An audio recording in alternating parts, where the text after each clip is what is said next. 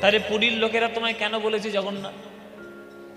তোমার জগৎ আমি বাস করছি, আমি পুণ্য করি আর পাপ করি, তোমাকে তো কৃপা করতেই হবে, কারণ তুমি জগতের নাথ।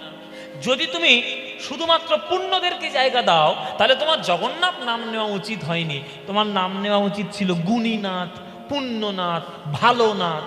জগন্নাথ কেন? ভগবান পড়েছে বিপদে, বলে বাবা এ তো আমার ঝাল আমাকেই ঝাড়ে।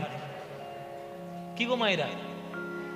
বলে হরিনাম কৃষ্ণ নাম বড়ই মধুর, আর যেজন কৃষ্ণ ভজে সে বড় চতুর।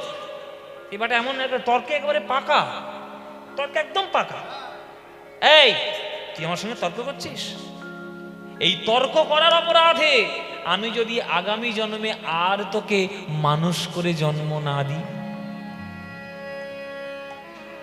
কি মায়েরা?